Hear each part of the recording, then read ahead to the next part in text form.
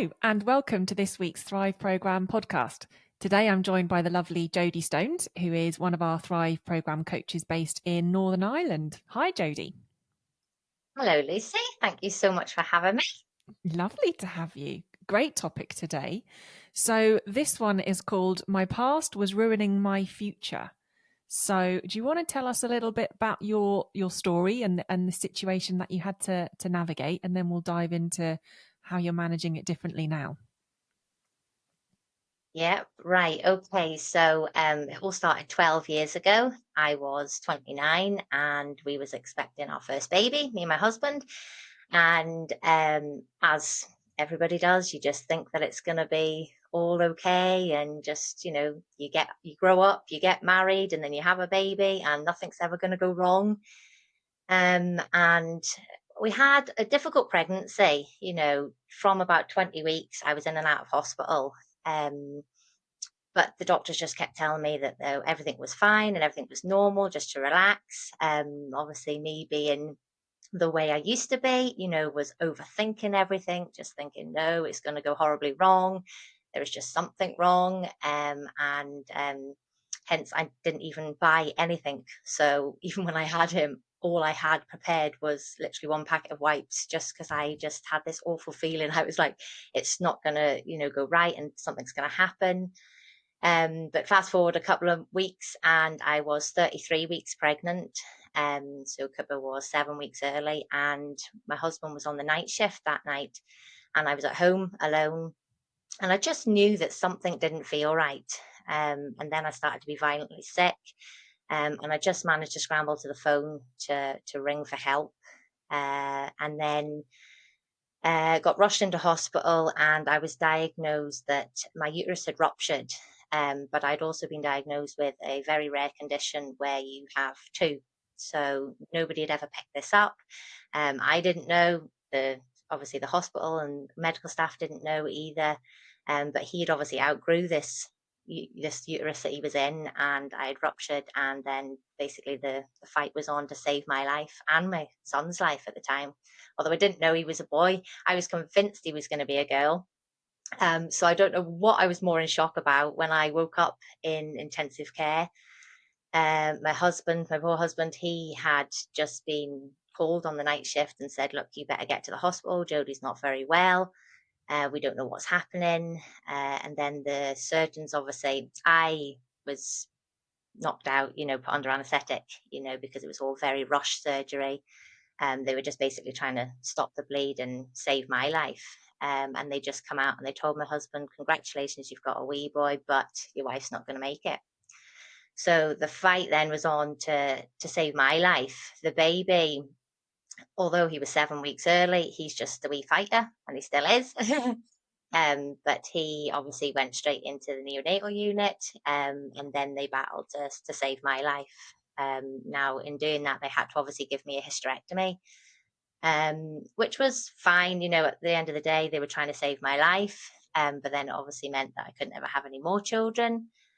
So I just remember waking up in intensive care, just feeling lots of different emotions, just feeling I was always very grateful that I was here, that I was alive, that I had this baby. We didn't know whether he was going to survive. We didn't know if I was going to survive.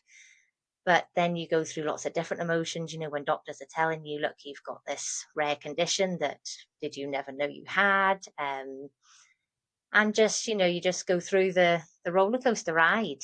Um, and yeah, so I was in intensive care for 3 days until they kind of stabilized me. And then I even met my son, so I didn't even meet him. He had to get whisked away to a different hospital. And yeah, and it was just just a physical battle at that point. Mentally, I suppose I hadn't really sort of started to even deal with any of the trauma that had happened. But physically, I was just like, I'm just trying to stay alive here, and get through it. And then it wasn't until we obviously got released from hospital and got home that the mental struggles really started. And what did that look like? That just looked so scary. It was just something that, I mean, probably now looking back, I was always maybe an anxious child.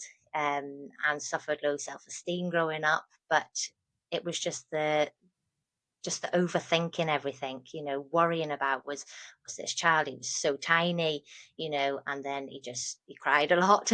We ended up finding out that he actually had a milk intolerance, so that was why he was crying a lot as well. But I was still very poorly. But I just couldn't get past the fact that this had happened to me, and it wasn't what it was meant to be like.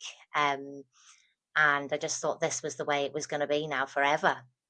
I was just very, I suppose, very sad and depressed. I remember suffering really bad panic attacks. My husband obviously was on the night shift, so he would have gone to work, and it was that dread feeling, when you knew he was going to work. I was like, it's going to happen again. This is because it's nighttime, and because it happened at nighttime.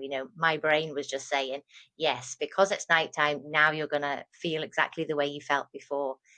Um, and I remember even like having a really bad panic attack one day when Casualty was on the TV, and then ever since that, I couldn't watch Casualty because I blamed Casualty. It was Casualty's fault that I had that panic attack.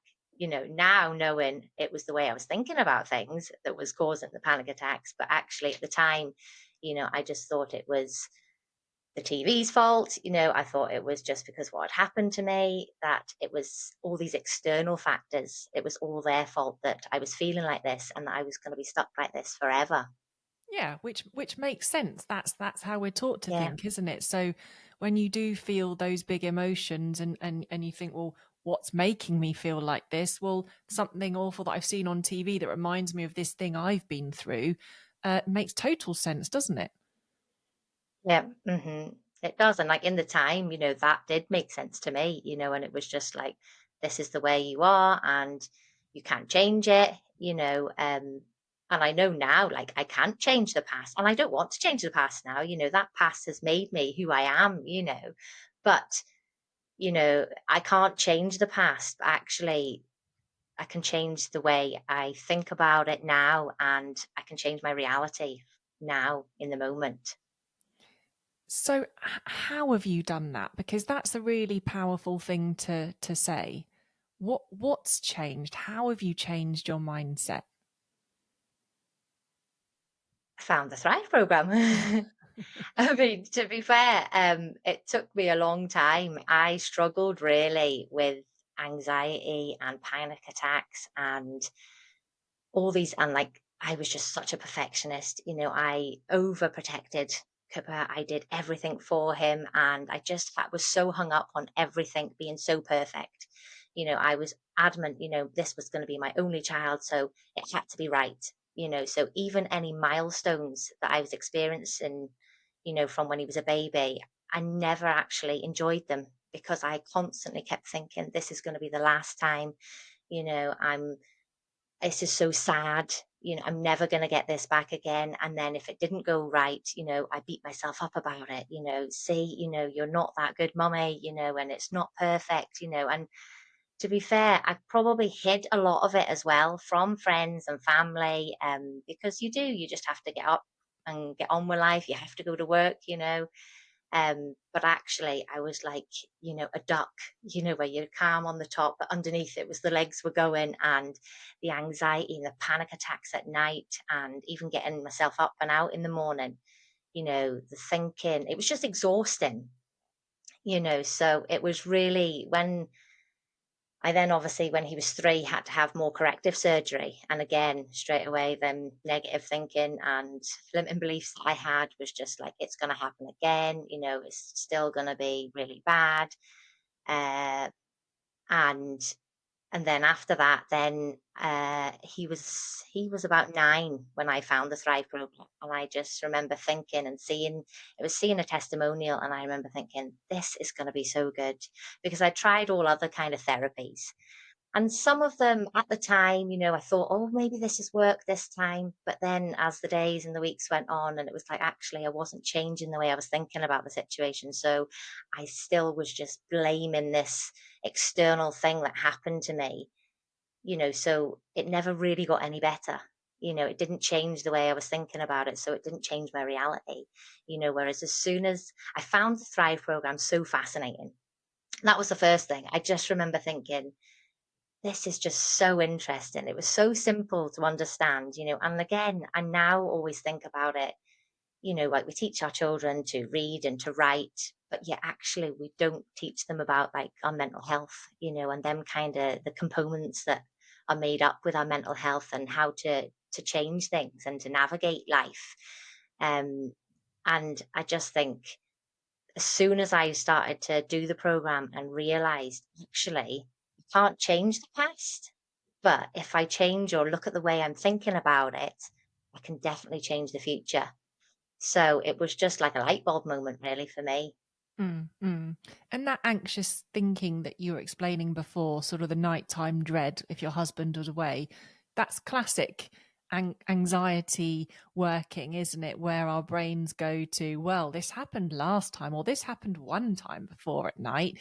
Therefore, you got to be prepared for it to happen again. And we just wind ourselves into that, well, that anxiety and that panic. But of course, if you don't know how your mind is making you feel that way, you can't do anything to stop it. And of course, the more you think about being panicky at night, the more likely to what you are to feel panicky at night. But going through the Thrive program then helped you to take the power back over your thinking processes and how to feel more powerful over your emotional responses to night times or Cooper's birthday, um, which has allowed you Yeah, to go on.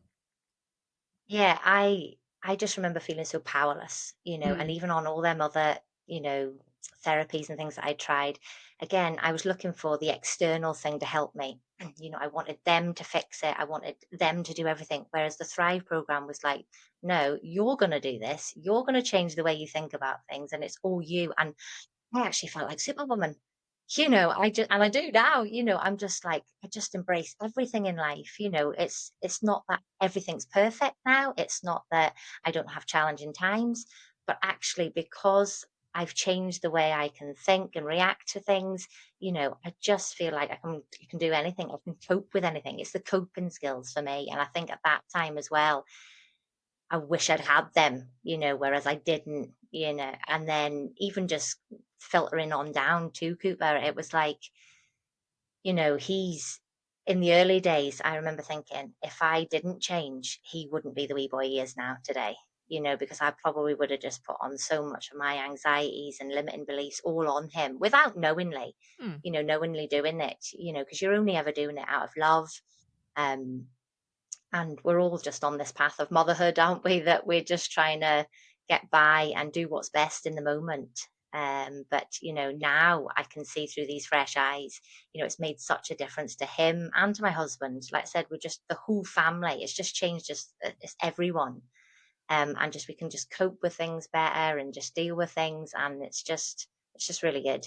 mm, yeah, for sure. So when you said about, coping with things and learning the coping skills that maybe you didn't have, how did you get that? What did you have to do to go from feeling quite powerless and quite out of control emotionally to feeling like you could influence how you felt? I think the big thing for me was just accepting it as well. Before I would have just blamed myself, for everything, saying, oh no, it's my fault that this happened, whereas actually when you accept what's happening and then say, okay, I still am feeling anxious, but what can I do about it? It's I can do something. Whereas before I just kept thinking, this is happening to me, I can't change it. I was just born this way, I'm always going to be anxious. I'm always going to feel like this. I'm always not going to be able to cope in a very positive way. Whereas as soon as I was able to understand the kind of limiting beliefs that I was having, all the different thinking styles, it just made so much sense. Sometimes when I used to read the book, I remember I was like, this is just talking to me. It's describing me to a T, and it was so refreshing to see something and be like, actually, I'm not the only one that's feeling like this. And it's so simple and to understand it, whereas before I didn't ever understand it. I just thought that was my makeup, So I think accepting it and then obviously just challenging, you know, kind of them unhelpful beliefs, or in the moment, going, okay, right, I feel really anxious now. Ross is going to work, but do you know what? Just because it's nighttime, it doesn't mean that this is going to happen again. Just refocusing where I was thinking and that, yeah. So Fab. And how do you think about it now? So you said a second ago that you wouldn't change what you've been through because I guess you've gained now. Took you a little while to sort of reflect on it in that way, yeah. but you've gained this sort of superpower. What's your thinking about it now? Now, like I said, I just embrace it, and I'm just like, that is what's happened. I can't change the past, but actually I'm not going to let it affect my future anymore. For so long I let it take away, like I said, the future, because I was so held up on the past. It hasn't took away how bad it was, how scary it was, how upsetting it was, but actually I can't ever change that. So the only thing I can do going forward is just change the way I approach life from now on. And like I said, that doesn't mean to say that we don't have challenging times, because we do. That's just life. We're always going to come across ups and downs, but actually, I cope a lot better now. It's just, you are more happy because I'm not overthinking things. I'm not, catastrophizing things and worrying about things like before. And now when I look back and I'm like, you worried so much about that thing and it never even happened. I don't actually think I can remember one thing that I worried so much about that actually happened in the end. you know, Whereas now, if I did even feel myself getting them anxious thoughts, I'd be able to nip it in the bud and go, right, just let's look at this. Let's look at the evidence. Is there anything suggesting that this is going to happen? Let's just calm our thinking, and it's even filtered down, like I said, to Cooper. He's so thriving. There's sometimes he even thrives me. If I'm doing something or saying something, and then he'll be like, Mummy, and he'll say something in a really thriving way. And I just laugh and I smile, and I just think how different it could have been, if I hadn't have found the program. Yeah, yeah, yeah. And Cooper hasn't done the Thrive program. We've got a Thrive program for children, so he hasn't done that Yeah. officially, has he? He's just sort of learnt the way that you do things, and the way that he does things is copied. Yeah, like he's only 12, and obviously he's kind of just he's heard me talking about things and watched certain videos and that. But I mean, he's never sat down and read the actual book. But again, just like I said, through me and through the way I'm talking about things, and even just the language that I use, and just the way I am and the way we react to everything, that is just how he's picked up on everything. And even to the fact that, like, recently he went to school, he's just obviously started big school, which again, in the early days, I would have just been so devastated about that, because I would have been like, he's, growing up and he's finishing primary school. Whereas actually now I was just like, this is amazing. Look how good he is. And, so I'm really enjoying all these moments. And he come home from school one day and he was just like, Mum, I've been asked to do a talk. And I was like, yeah, that's okay. And it turned out he was doing like a talk to invite all the newcomers up into the new school. There was like 400 people in the audience, and he just got up there. He just doesn't worry about anything. He's so laid back, and he's just, whereas I know if I hadn't have changed the way I was, he wouldn't have been able to be the way he is, and he wouldn't react the way he is. And I suppose that's the way I always say, it's like riding a bike. We teach our kids to ride bikes, and this is the same way it is with the mental health. And once you've learnt these skill sets, you never forget them. So you can kind of just, when struggles come about, you've just got that mindset already ingrained in you, that you just cope and you just react in a different way. Mm, And it's just life changing. mm, mm. And have you had some things to have to manage? Obviously, you said, life's not easy. Things are going to happen, but focusing on the things that we can control rather than the things that we can't, I guess, is one of the key things, isn't it, to appreciate or to learn? Yeah. hmm Yeah, like even recently, we had our first kind of experience with Cooper with death. It was our dog, and he handled it so well. And even now looking back, I just know how I would have handled that, as to now. It's just like, yes, it's very sad, but again, there's things in life that you can't control, but you just have to deal with it, and in as positive way as you can. And yeah, and he's just coping with life really, really well. And like I said, he's just got this really good outlook on life. And yeah, and it's just like I said, it's just affected our whole family just in such a positive way. So you're an example of somebody who's had something difficult happen in their lives, who has come out of that experience stronger, with a stronger mindset, with a different attitude towards life now as a result. So what would be your advice to people in a similar situation? Just if you are struggling with something that you've been through in the past, or you're still trying to navigate something, I just want to tell you that you're not alone.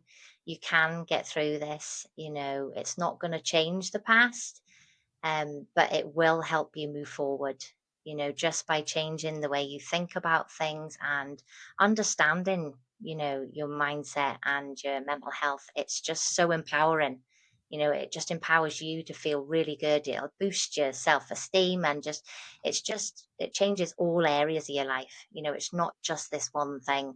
It will just change everything for the better. And I suppose that's why I become a coach as well. I was when the opportunity come about to become a coach, I was just like, this is amazing. This is just, you don't need to do the Thrive program. You don't need degrees on your wall. I certainly don't have degrees on my wall. I'm just little old Jodi. Anybody, any age can do it. It's not something that you just think, oh, I could never do that. Anybody can learn it, and it is really simple to understand. You've just got to take the time and put that bit of effort in to make the changes. Mm, Um, so although, like I said, you can't control things that have happened, and you can't even control things that are going to happen in the future, but you can control the way you sort of think, you feel, and you react to them. And if you have that powerful mindset, and that superpower, as I call it, I just feel like I have this superpower now, that I can just cope with anything. mm. And you mentioned self-esteem there. Do you remember what your self-esteem was? So obviously we look at the data, don't we? So everyone who goes through the Thrive Yes. program, they take a purpose-built questionnaire that gives you the insights into how helpful your thinking is at the moment, what your mindset is like, what your self-esteem is like, and perhaps maybe what some of the unhelpful thinking habits that you have might be. And of course, we want to understand how it's these that make often the struggles that we have, not the situation that's happened. Do you remember Yeah. what your self-esteem was?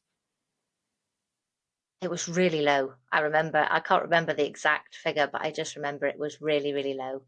And even, I suppose, it all just made sense. Like growing up as well, I always had like low self-esteem. I always worried about what other people thought, just found it hard to make friends.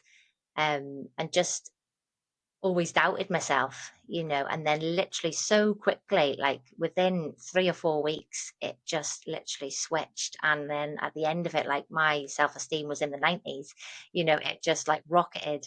And again, you just feel so good, and you just feel so powerful, Mm. Well, that you can just be like, it didn't switch. No, the way I thought about it You did." learned how to switch Yeah. it. Uh-huh. Yeah. Yeah. Uh-huh. So learning So yeah. learning how you were, again, unknowingly talking yourself down, doubting Yeah. yourself, believing those unhelpful thoughts you were creating about yourself, learn to challenge them and realize they're just a Yeah. thinking habit, and then Yeah. learning how to recognize and process your positives, the things that you have done, those coping skills you do have. Yeah. You can make yourself feel good Because I about think yourself. that was a big one as well, was the process and the positives, again, because I was such a perfectionist, and I had such, high desire for control. Everything had to be so perfect. So even if I'd done 20 good things in the day, and I'd only done one thing that I felt, oh, I didn't really do that very well, I just beat myself up about it, Yeah. and you just learn all these little things that it's just like, actually, there's no need to do that, or you nearly forget about, you don't, you overlook all the little things, Mm. That's why I always say to people, it's the small things that make the biggest difference, actually. When you say, oh, process your positives, people think, oh, I've got to be running a marathon. And it's like, no, actually, just even getting up and getting dressed in the morning, it's you're doing something, and you're processing it in a really helpful way. Whereas before I was so negative all the time, even without realizing, so I was nearly priming myself before I even got to do anything. It was like, it's going to be a bad day. I'm going to be really rubbish at that, because of this past event, again, blaming external things when it wasn't till I started to look inwards and say, actually, do you know what? You're trying your best. You're doing a really good job here, and you can get through this. And then, Yeah. like I said, you just bit by bit just feel so more powerful. And it's just like, so the past still hasn't changed. That is still the same, but I am actually now a different person Yeah. just because of the way I've been able to change the way I think about things and understand things better and just move forward in a more powerful and positive way. Mm, mm. Amazing, amazing. And there's Yeah. skills and knowledge and insights that anyone can learn. You don't have to have like you say, any kind of a background or any kind of prior knowledge, but learning what your self-esteem is and how that's affecting you. And for you, that would have been the blame and doubting yourself, and Yeah. that you don't do that anymore. It's made it much easier for you to look back on things that have happened without that negative bias. Yeah. So anyone Hmm. can learn it. Anyone on any age, like I said, I know, like my son, he's 12. He hasn't physically gone through the read the book, but just through seeing all this stuff and seeing the way I am and hearing all of this, he's picking up on all this language too and just ways of living. So yeah, anybody can do it any age. And like I said, I know we've got a fantastic kids program anyway. Um, but just if anybody's in doubt, like I said, just look at all the other testimonials. You don't have to just listen to me, how amazing it is, because I know I just do think the program is amazing, but just go out there and just go for it. As I always say, you've only got one life, so you just make it a good one, and that's exactly what I'm doing now. Like I said, there's things I do now that I'm like, I never would have done that, or if I did do it, I would have created so much stress and anxiety before I did it and worked it up into something, whereas now I'm just so more relaxed. I just enjoy it. I'm just a happier, healthier person, really, and a mummy, so looking back, trying to control everything and reacting the way I was, I wasn't really doing anything or being a good mummy the way I thought I was because, it was just all so tense and anxious and stressed. And yeah, as now we're just way more chilled out. Yeah. Well, you do your best, don't you? I think everyone does their best with Yeah, what they've got. It's only when you know yeah, different that you can do different. And in this case, that's yeah, been your benefit, which is fantastic. yeah. Hmm.